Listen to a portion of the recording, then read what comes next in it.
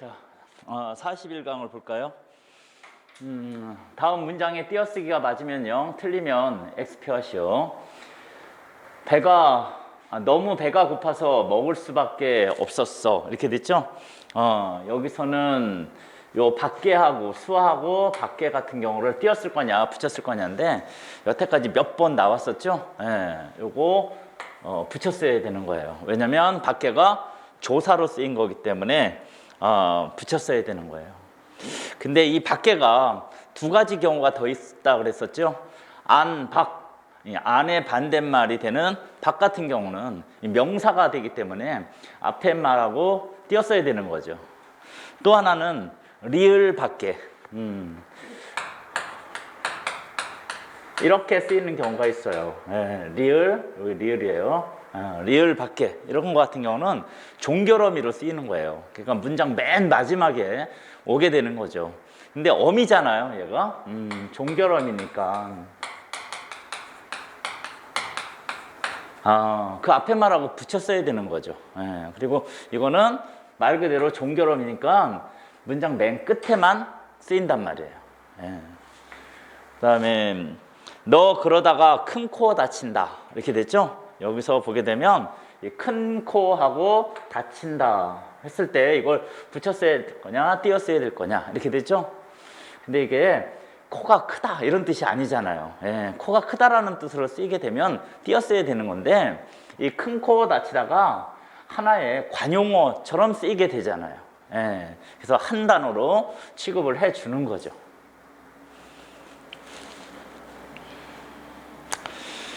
그 다음에 복도에서는 큰 소리로 이야기하면 안 돼요. 이 큰 코 다치다 하고 여기 큰 소리로 하고 비슷한 상황이라고 생각을 하게 되면 돼요. 소리가 크다 이런 의미로 쓰이게 되면 당연히 띄었어야 되죠. 그래서 이거 띄었어야 되는 거예요.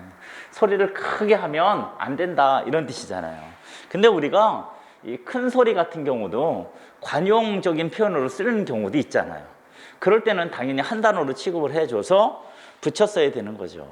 그래서 관용어로 쓰이는 경우가 이제 여러 가지 경우인데 하나는 야단치는 소리 있잖아요. 또 아니면 큰 소리 친다, 즉 과장되게 말을 하는 거 있잖아요. 이럴 때는 관용어로 붙였어야 되는 거지만 여기서는 그런 뜻으로 쓴 게 아니잖아요. 소리를 크게 내서 이야기하면 안 된다 이런 뜻으로 쓰인 거기 때문에 관용어로 취급을 안 해주는 거죠. 그래서 띄어쓰는 거예요. 이제부터 공부 한번 해볼까? 이렇게 되는 거 있죠? 여기는 요 한하고 번하고 띄었을 거냐 붙였을 거냐 이렇게 되는데 요거 한하고 번하고 띄었을 때가 있고 붙였을 때가 있다 그랬었죠?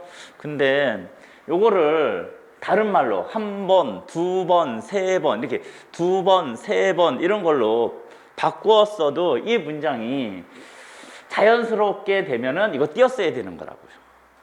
두 번, 세 번 이렇게 바꾸었어도 자연스러우면 이거 띄었어야 되는 거란 말이에요. 근데 이제부터 공부 두 번 해볼까? 이런 말은 안 하잖아요. 이제부터 공부 세 번 해볼까? 이런 것도 안 하잖아요. 그렇죠? 그러니까 이거 한 번, 한 단어로 취급을 해서 이렇게 붙였어야 되는 거예요.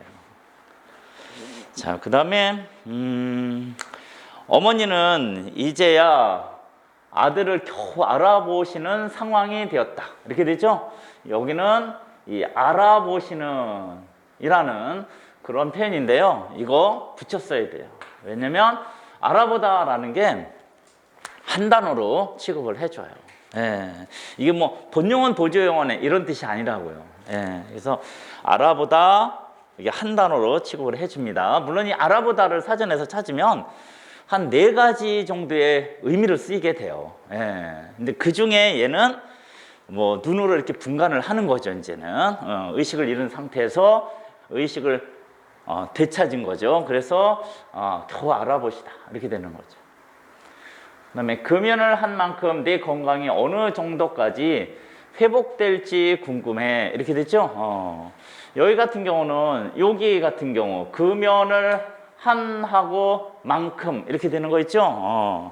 여기는 지금 상황처럼 띄었어야 돼요. 요만큼 같은 경우가 그 전에 한번 말을 했었죠.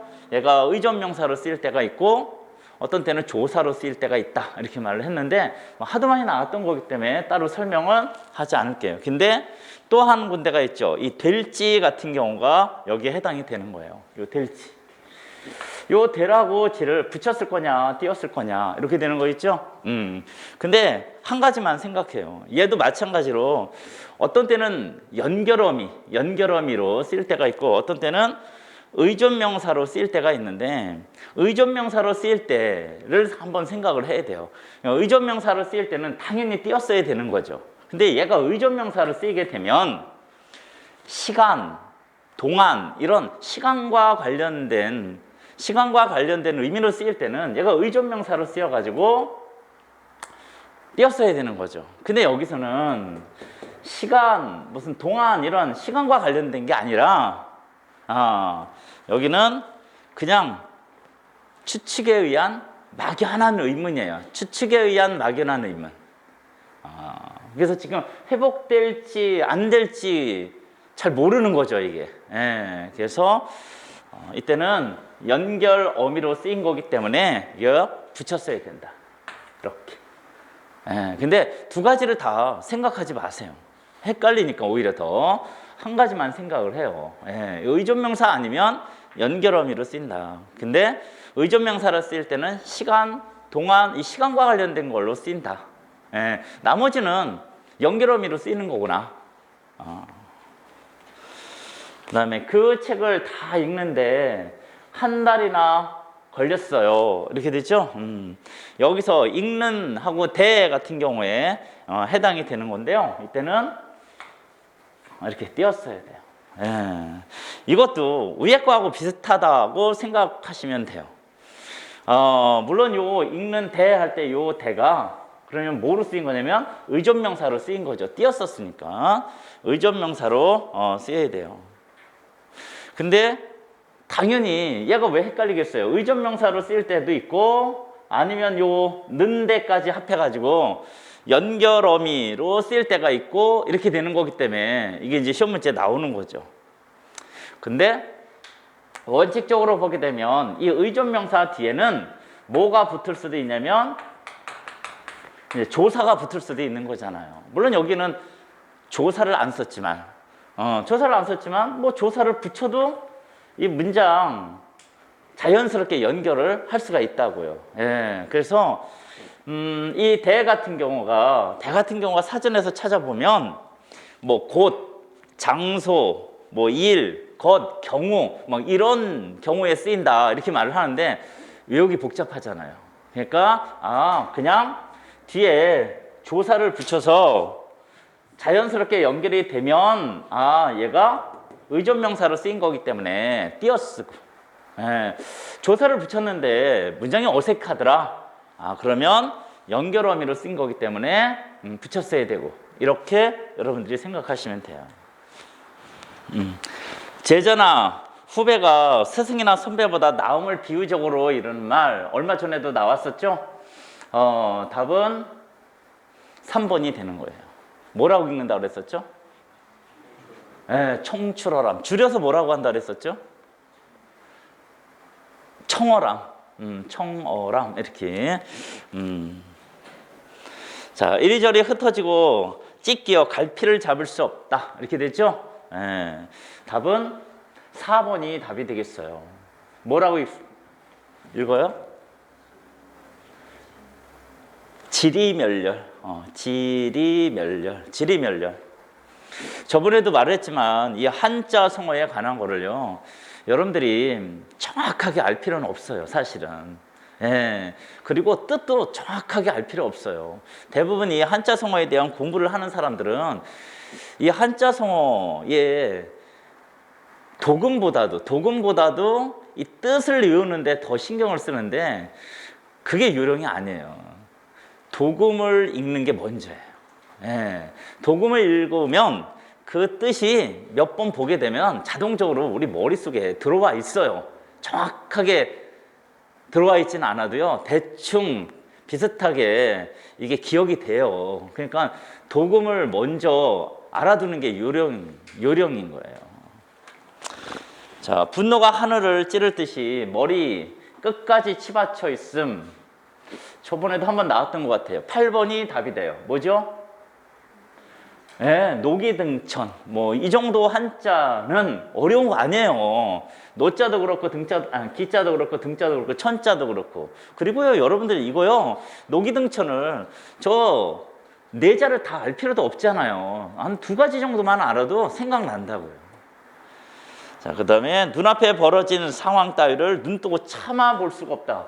눈을 뜨고는 참아 볼 수 없는 지경. 이렇게 되는 거잖아요. 10번이 답이 돼요. 뭐라고 읽어요? 목불인견. 목자가 눈목자잖아요. 견자가 볼견자잖아요. 이러지도 저러지 못하고 꼼짝할 수 없는 궁지. 답은 1번이 되죠. 뭐 첫 번째, 두 번째 글자는 다 알잖아요. 진태 이런 뜻이잖아요. 진태유곡 이렇게 되는 거니까. 자, 그 다음에 2번. 2번 뭐라고 읽을까요? 불문 곡직. 불문이라는 게 무슨 뜻이에요?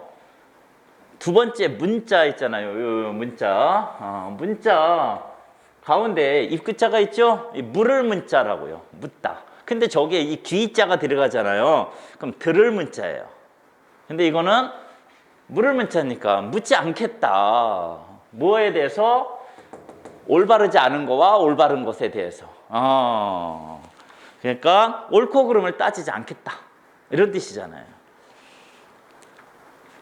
그 다음에 5번 같은 경우 뭐라고 읽어요? 송구영신 이렇게 되죠? 예, 송구영신. 옛 것은 떠나보내고 이제 새로운 것을 맞이하는 거죠. 영자가 맞이할 영자예요. 뭐 환영하다 할 때 영접하다 할 때 그 영 이런 거죠. 그 다음에 6번 천려 일득 이렇게 되죠. 려자가 생각 려자예요. 그러니까 많이 생각하면 그 중에 하나는 뭔가 도움이 될 만한 거를 얻을 수 있다 이런 뜻이에요. 얻을 수 있다라는 거고요. 일득이잖아요. 근데 그거하고 반대되는 한자가 뭐예요? 천려 일실 이렇게 되는 거죠. 많은 것 중에 하나는 실수할 수 있다. 잘못될 수 있다. 이렇게 되는 거예요. 그 다음에 9번은 백난 지중 이렇게 되죠. 난자가 어려울 난자예요. 어려울 난자. 근데 이 백자가 일백백자잖아요. 근데 대부분 일백백자로 쓰이는 저 백자가 문학작품이나 이런 한자성어에서는 온갖, 모든 이런 뜻으로 더 많이 쓰인다고요. 그래서 온갖 어려움 중에 있다 뭐 이런 뜻이고 됩니다. 자, 그 다음에 속담. 다음 속담과 의미를 적절하게 연결하시오. 범 없는 고래 토끼가 스승이라 이렇게 되죠. 범이 토끼보다 훨씬 더 뛰어나고 무서운 존재죠. 근데 그런 대상이 없는 골짜기에 토끼가 왕노릇한다 이런 뜻이 되는 거예요. 그래서 답이 어디로 가냐면 디귿으로 되는 거죠. 이렇게. 그 다음에 뱁새가 황새에 따라가면 다리가 찢어진다 이렇게 되죠. 뱁새를 본 적 있나요? 나도 본 적이 없어요. 아마 근데 이런 속담이 나온 거 보니까 다리가 되게 짧고 작은 그런 새인 것 같아요. 근데 황새는 다리가 길어요. 그래서 기억에 해당이 돼요. 그 다음에 보기 좋은 떡이 먹기도 좋다 이렇게 되죠. 그러면 니은에 해당이 되는 거죠. 내용이 좋으면 겉모양도 반반함을 비유적으로 이루는 말 이렇게 되죠. 그 다음에 불난데 부채질한다. 뭐 많이 나온 그런 거죠. 리을이 되고요. 설이 맞은 구렁이 또는 병아리 같다. 미음이 돼요. 저번에도 말했지만 서리가 내리기 시작하면 식물들이 다 시들어서 이렇게 죽게 되죠. 근데 이제 다른 것도 마찬가지지만 특히나 뱀 같은 거 있잖아요. 겨울잠 자잖아요. 그렇죠? 여름까지 아니면 초겨울까지 왕성하게 활동을 하다가 날씨가 좀 추워지고 그래서 서리가 내리면 얘네들이 이제 겨울잠을 자려고 굴로 찾아 들어가겠죠. 힘이 빠진 상태예요. 예. 그래서 옛날 분들이 가을에 들판 쏘다니지 마라. 그때 뱀한테 물리면 약도 없다. 이런 말을 했어요. 왜냐면 가장 독이 많은 때예요. 왜? 겨울잠 자기 위해서 몸에 온갖 영양분을 다 섭취한 상태잖아요. 근데 봄에 뱀을 물리면 뭐 금방 난대요. 왜? 힘이 없는 상태에서 얘가 물었으니까.